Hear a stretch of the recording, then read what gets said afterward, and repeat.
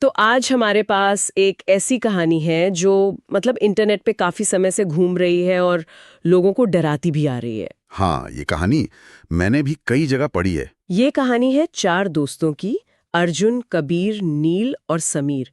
ये लोग एडवेंचर के लिए वेनेजुएला के एक अनजान जंगल में हाइकिंग के लिए जाते हैं। हम्म।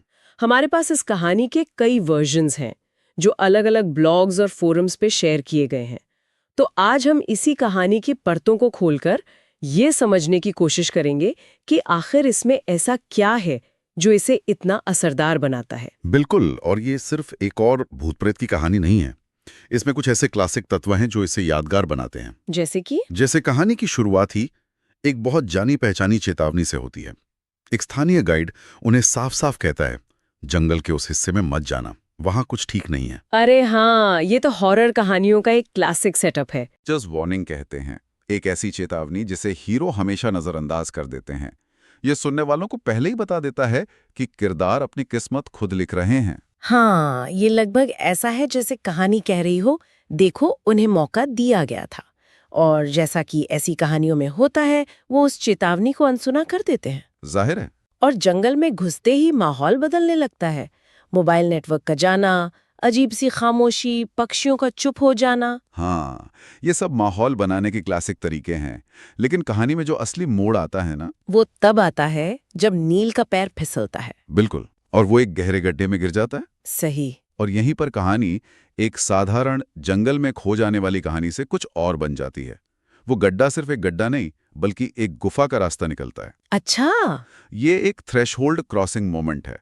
मतलब वो सामान्य दुनिया से निकलकर एक दूसरी, प्राचीन और कह सकते हैं अनछुई दुनिया में दाखिल हो रहे हैं। ठीक है, तो अब वो चारों उस गुफा के अंदर है, जो कि एक तरह से एक अलग ही दुनिया है। बिल्कुल। अंदर दीवारों पर अजीब चिन्ह बने हैं और बीच में एक पत्थर की मूर्ति रखी है। कहानी में मूर्ति का जिस तरह से जिक्र है, आधी इंसान आधी किसी अनजान जीव जैसी, जिसकी आंखें खोखली हैं। ये सीक्रेट स्पेस या एक पवित्र स्थान का कॉन्सेप्ट है। गुफा एक मंदिर की तरह है और मूर्ति किसी प्राचीन देवता या शक्ति का प्रतीक। और उसकी खोखली आंखें, ये सोचकर ही अजीब लगता है। हाँ, ये एक क्लासिक विजुअल है जो ये एहसास दिलाता है कि भले ही वो देख नहीं सकती, लेकिन वो सब कुछ महसूस कर रही है। ये दी अनसीन गेज का डर है। और दोस्त लोग ठीक वही करते हैं जो ऐसी स्थिति में किसी को नहीं करना चाहिए। समीर मजाक में कहता है, भाई परफेक्ट इंस्टाग्राम कंटेंट। और बस यहीं से वो उस जगह का अपमान करना शुरू कर देते हैं। कोई मूर्ति के साथ अजीब पोज में तस्वीरें खींचता है, अर्जुन उस पर अपना नाम खुरच देता है। कोई शराब की बोतल फेंकता है और कबीर तो इसे धक्का तक दे देता है। ये सिर्फ नासमझी नहीं थी। नहीं, बिल्कुल नहीं। इसे एक्ट ऑफ डेसेक्रेशन या अपवित्रीकरण कहते हैं। ये कहानी का दिल है।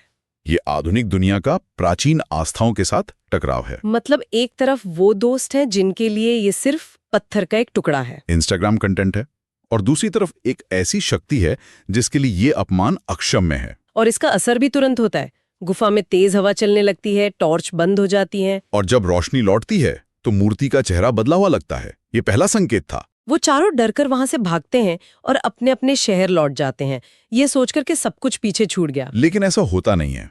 वो अनजाने में अपने साथ सिर्फ यादें नहीं, बल्कि उस शक्ति का एक हिस्सा भी ले आए हैं। चलिए अब इस बात पर आते हैं कि वो शक्ति अपना बदला कैसे लेती है। सबसे पहले बारी आती है अर्जुन की, जिसने मूर्ति पर अपना नाम खुरचा था। हाँ, घर लौटने के तीसरे दिन से उसे सपने आने लगते हैं। हर रात एक ही सपना, वो गुफा में है और मूर्ति उससे कहती है, तुमने मुझे छुआ था। यहाँ जो पैटर्न है वो बहुत महत्वपूर्ण है। इसे पोएटिक जस्टिस या कह लें कर्म आधारित न्याय कहते हैं। सजा सीधे तौर पर किए गए अपराध से जुड़ी है। अच्छा। जिसने मूर्ति को छुआ, उसे सपनों में उसी स्पर्श का आतंक झेलना पड़ता है। आतंक की शुरुआत मानसिक स्तर पर होती है, जो ज्यादा डरावनी है। अर्जुन अपनी डायरी में लिखता है, वो मेरे बहुत पास आ गई है, और अगली सुबह वो अपने बिस्तर पर मरा हुआ मिलता है, आंखें खुली हुई, जैसे मरते वक्त उसने कुछ भयानक देखा हो। अब डर बाकी दोस्तों तक पहुंचता है। अगला नंबर कबीर का है, जिसने मूर्ति को धक्का देकर उसका मजाक उड़ाया था। और कबीर के साथ आतंक का स्तर एक कदम और आगे बढ़ जाता है। अब डर सिर्फ सपनों तक सीमित नहीं रहता। उसे जागते हुए भी अपने पीछे किसी के चलने की आहट सुनाई देती है ना। हाँ, और आईने में अपना अक्स बदला हुआ दिखता है। ये डर को मानसिक दुनिया से निकालकर असली दुनिया में ले आता है। वो ये जानने के लिए कि ये उसका वहम है या हकीकत, एक रात अपने फोन में रिकॉर्डिंग चालू छोड़ देता है।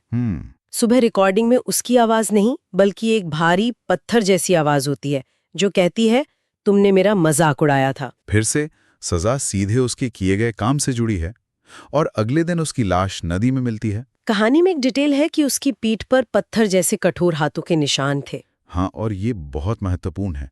अर्जुन की मौत रहस्यमयी थी, बिना किसी निशान के, लेकिन कबीर की मौत एक शारीरिक हमला है। इसका मतलब है कि वो शक्ति अब और मजबूत हो रही है। बिल्कुल, आतंक का स्तर धीरे धीरे बढ़ाया जा रहा है। दो दोस्तों की मौत के बाद अब बारी है नील की, वही जो सबसे पहले गड्ढे में गिरा था। वो अक्सर कहने लगा था, मुझे कोई बुला रहा है नीचे से, और उसने नींद में चलना शुरू कर दिया था। ये कहानी की उस पहली थ्योरी को मजबूत करता है कि क्या उसका गिरना सिर्फ एक हादसा था। एक रात वो नींद में बुदबुदा रहा था, मुझे वापस जाना है, मैंने रास्ता खोल दिया था। मतलब वो अनजाने में एक वेसल या माध्यम बन गया था। उसने दरवाजा खोला था और अब वो शक्ति उसे वापस बुला रही है। और उसका अंत भी इसी से जुड़ा है। अगली सुबह वो अपने अपार्टमेंट के बालकनी से गिरा हुआ मिलता है। उसके फोन के आखिरी वीडियो में सिर्फ अंधेरा और एक पत्थर जैसी आवाज होती है जो कहती है, अब तुम मेरे हो। तो जिसने रास्ता खोला उसे वापस खींच लिया गया। हाँ, हर मौत एक पैटर्न का पालन कर रही है। अर्जुन का अपराध स्पर्श, सजा, मानसिक स्पर्श। कबीर का अपराध शारीरिक मजाक, सजा, शारीरिक हमला। और नील का अपराध रास्ता खोलना, सजा, वापस खींच लिया जाना। ये बेतरतीब हिंसा नहीं लगती। नहीं, ये एक सोचा समझा न्याय लगता है। अब सिर्फ समीर बचा है जिसने तस्वीरें खींचकर इस सब की शुरुआत की थी। वो समझ जाता है कि अगला नंबर उसी का है। जाहिर है। घबराकर वो उस ट्रिप की तस्वीरें जूम करके देखता है, शायद कोई सुराग मिल जाए। और यहाँ कहानी अपना सबसे बड़ा दांव चलती है। उसे तस्वीरों में 4 नहीं बल्कि 5 परछाइयां दिखती हैं। सोचकर ही डर लगता है। ये एक जबरदस्त मोड़ है। दी अनसीन फिगर का ट्रोप। ये बताता है कि गुफा में वो अकेले नहीं थे। कोई चीज, कोई शक्ति शुरू से उनके साथ थी, बस वो उसे देख नहीं पाए। और जो चीज इसे सबसे ज्यादा डरावना बनाती है वो ये है कि वही 5वीं परछाई अब उसे अपने कमरे की दीवार पे दिख रही होती है। हाँ, ये डर का अंतिम स्तर है। दुश्मन बाहर जंगल में या सपनों में नहीं है। दुश्मन अब आपके सबसे सुरक्षित जगह, आपके अपने कमरे में आ चुका है। यहां से अंत बहुत तेजी से होता है।